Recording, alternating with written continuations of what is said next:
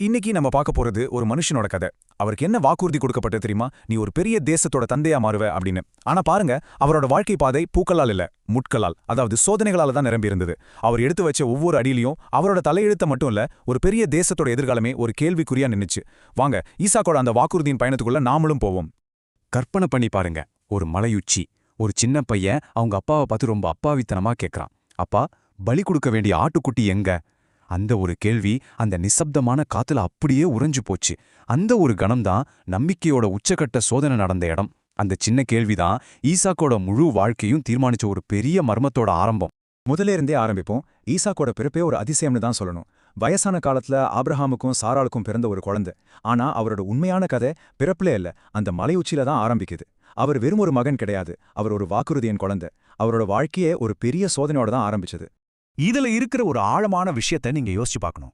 வானத்துல இருக்கிற நட்சத்திரம் மாதிரி உனக்கு சந்ததிய தருவேன்னு வாக்குறுதி கொடுத்த அதே கடவுள் தான் அந்த வாக்குறுதிக்கு ஒரே ஆதாரமா இருக்கிற மகனையே பலியா கேட்கிறாரு. இது என்ன ஒரு விசித்திரமான சோதனை பாருங்க. உண்மையை சொல்லணும்னா இது ஈசாக்கோட கதையை விட ஆபிரகாமோட அசைக்க முடியாத நம்பிக்கையோட கதை. கண்ணுக்கு முன்னாடி ஒரு வழியும் தெரியாத போதும் கடவுள் கண்டிப்பா ஒரு வழியை உருவாக்குவார்னு நம்பினாரே, அந்த முழுமையான நம்பிக்கையின் கதை. சரி, அந்த பெரிய சோதனை எல்லாம் முடிஞ்சுது. இப்போ கதை அடுத்த கட்டத்துக்கு நகருது. வாக்குறுதி நிறைவேறணும்னா ஒரு வாரிசு வேணும். அந்த வாரிச பெத்தெடுக்க ஒரு தாய் வேணும். அதனால தன் சொந்த இனத்துல இருந்தே ஒரு பெண்ணை தேட வேண்டிய ஒரு முக்கியமான வேலை ஆரம்பிக்குது. நல்லா புரிஞ்சுக்கோங்க, இது ஏதோ ஒரு சாதாரண கல்யாண ஏற்பாடு கிடையாது. இது விதியால வழிநடத்தப்பட்ட ஒரு தெய்வீக பயணம். ஆபிரகாமுக்கு ரொம்ப நம்பிக்கையான ஒரு ஊழியர் இந்த வேலையை ஏத்துக்கிட்டு ஒரு திட்டத்தோட கிளம்புறாரு. ஆனா இது மனுஷன் போட்டு திட்டம் கிடையாது, இது ஜெபத்தால் வழிநடத்தப்பட்ட ஒரு தேடல். அவர் எடுத்து வச்ச ஒவ்வொரு அடியும் ரொம்ப கவனமா முழு நம்பிக்கையோட இருந்தது. அவரோட சொந்த புத்தியை நம்பல, கடவுள்கிட்ட இருந்து ஒரு தெய்வீக அடையாளம் கிடைக்கணும்னு காத்துக்கிட்டு இருந்தாரு. இப்போதான் இந்த கதையிலேயே ஒரு செம ட்விஸ்ட் நடக்குது. அந்த ஊழியர் மனசுக்குள்ள என்ன ஜெபம் பண்ணாரோ அதே வார்த்தைகளை அங்கிருந்த நூத்துக்கணக்கான பெண்கள்ல ஒரே ஒரு பொண்ணு மட்டும் சொல்றாங்க. யோசிச்சு பாருங்க, இது எதேச்சியா நடந்த ஒண்ணு கிடையாது. இதுதான் அவர் எதிர்பார்த்துக்கிட்டு இருந்த மறுக்கவே முடியாத அந்த தெய்வீக அடையாளம். அப்போ உறுதியாயிடுச்சு, ரெபெக்கா தான் அந்த தேர்ந்தெடுக்கப்பட்டவர். கல்யாணம் எல்லாம் நல்லபடியா முடிஞ்சிருச்சு. ஆனா அந்த பெரிய வாக்குறுதி அது இன்னும் ரொம்ப தூரத்துல இருந்துச்சு. இப்போ கதையோட டோனே மொத்தமா மாறுது. கொண்டாட்டம் எல்லாம் முடிஞ்சு பல வருஷம் அமைதி. இல்ல மௌனம். நாட்டுல பஞ்சம், ஒரு குழந்தைக்காக ஏங்கி தவிக்கிற ஒரு நிலைமை. அந்த வாக்குறுதி மறுபடியும் ஒரு பெரிய சோதனைக்குள்ளாச்சு. 20 வருஷம் சும்மா சொல்றதுக்கு ஈஸியா இருக்கலாம். ஆனா அந்த எண் வெறும் கேலண்டர்ல போற வருஷம் இல்ல. அது அவங்களோட காத்திருப்புல இருந்த வலியையும் கொஞ்சம் கொஞ்சமா மனசுக்குள்ள வளர்ந்த சந்தேகத்தையும் காட்டுது. ஒரு பெரிய தேசத்தையே உருவாக்குற வாக்குறுதி ஒரே ஒரு குழந்தையோட அழுகுறலுக்காக 20 வருஷம் காத்துக்கிட்டு இருந்துச்சு. அவங்க நம்பிக்கை கொஞ்சம் கொஞ்சமா கரங்கிட்டு இருந்த நேரம் அது. கடைசியா அவங்க ஜெபம் கேட்கப்பட்டது. ஆனா பிரச்சனைகள் முடிஞ்சுதா? இல்லவே இல்ல. சொல்லப்போனா தாயோட வயித்துக்குள்ளேயே ஒரு புது யுத்தம் ஆரம்பிச்சுது. அந்த குழந்தைங்க பிறக்கிறதுக்கு முன்னாடியே 2 பெரிய இனங்களோட மோதல் முன்னாடியே சொல்லப்பட்டுச்சு. மூத்தவன் இளையவனுக்கு சேவை செய்வான் அப்படிங்கிற அந்த தீர்க்க தரிசனம் அந்த குடும்பத்தோட எதிர்காலத்துல நடக்க போற பெரிய போராட்டத்துக்கு ஒரு அஸ்திவாரமாவே அமைஞ்சுது. சரி, இதுவரைக்கும் வாக்குறுதி நம்பிக்கைன்னு பார்த்தோம். இப்போ அந்த வாக்குறுதியின் நாயகனான ஈசாக்கோட வாழ்க்கையில ஒரு ரொம்ப பலவீனமான ஒரு தருணத்தை நம்ம பார்க்க போறோம். இது கடவுளோட பாதுகாப்பு மேல இருந்த நம்பிக்கைக்கும் மனுஷனுக்கு இயல்பாவே வர மரண பயத்துக்கும் நடுவில் நடந்த ஒரு பெரிய மனப்போராட்டம். நாட்டுல பஞ்சம் வந்ததால அவங்க வேற ஒரு தேசத்துக்கு கேராருக்கு போக வேண்டியதாயிடுச்சு. அங்க போனதும் ஈசாக்குக்கு ஒரு பயம் வந்தது.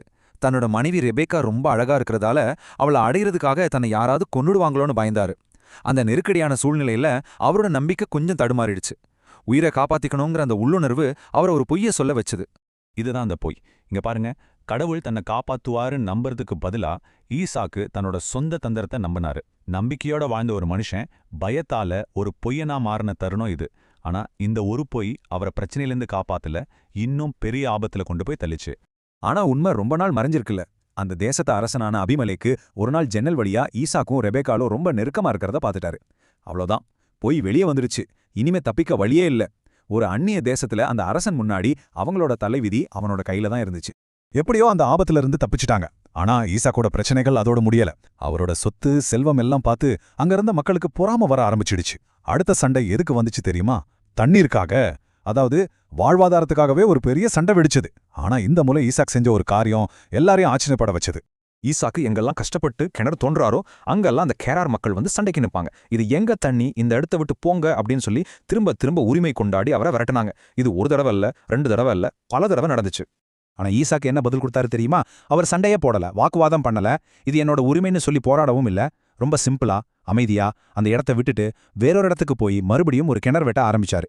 இதை கேட்டா கோழைத்தனம்னு நீங்க நினைக்கலாம், ஆனா அது கோழைத்தனம் இல்ல, அது ஒரு புதுமையான புரட்சிகரமான ஒரு யுக்தி. அவரோட இந்த பயணத்தை ஒரு சின்ன டைம் லைன்ல பார்க்கலாம். கிணறு சண்டை, 2வது கிணறு இன்னும் பெரிய சண்டை. ஆனா அவர் மனசு தளரவே இல்ல. 3வதா ஒரு கிணறு தோண்டினாரு. ஆச்சரியமா இந்த தடவை யாரும் சண்டைக்கு வரல.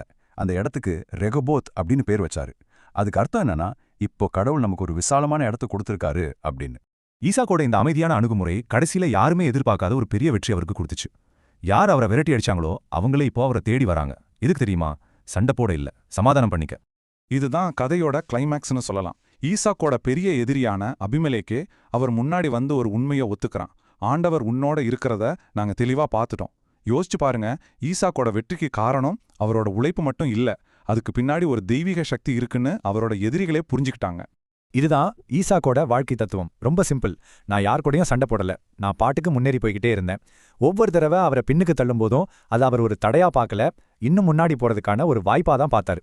உன்னை இழந்தா கடவுள் அதை விட பெருசா கொடுப்பாருன்னு முழுசா நம்பினாரு.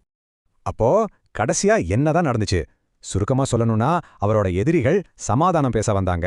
அவர் இழந்ததை விட பல மடங்கு அதிகமா பெற்றாரு. அந்த பெரிய வாக்குறுதி நிறைவேறியது. ஈசாக்கோட கதை நம்மகிட்ட ஒரு முக்கியமான கேள்வியை விட்டுட்டு போகுது. உண்மையான வலிமைனா என்ன? கடைசியில எல்லாமே இந்த ஒரு விஷயத்துக்கு தான் திரும்ப வருது. அது பலிபீடத்துல கிடைச்ச ஆட்டுக்கடாவா இருந்தாலும் சரி, கிணத்துக்கிட்ட கிடைச்ச சரியான மனைவியா இருந்தாலும் சரி, இல்ல எதிரிகள் கிட்ட இருந்து கிடைச்ச சமாதானமா இருந்தாலும் சரி, கதையோட ஒவ்வொரு திருப்பத்திலையும் தேவைப்படுற நேரத்துல தேவன் தாமே கொடுத்தார். ஆக நாம எங்க ஆரம்பிச்சோமோ அங்கேயே திரும்பி வர்றோம். ஈசாக்கோட கதை ஒரு தனிப்பட்ட மனுஷனோட பயணமா தெரிஞ்சாலும் அதோட விளைவுகள் ரொம்ப பெரியது. இது நம்மள யோசிக்க வைக்குது. தொடர்ச்சியான சோதனைகள், முடியாத சூழ்நிலைகள், இது எல்லாத்துக்கும் நடுவுல ஒரு தனி நபரோட அசைக்க முடியாத நம்பிக்கை. சுத்தி ஒரே பகை இருந்தாலும் அதுக்கு நடுவுல அவர் செழிப்பா வாழ்ந்தாரு. அதாவது அவர் விட்டு கொடுத்ததுனால எல்லாத்தையும் ஜெயிச்சாரு.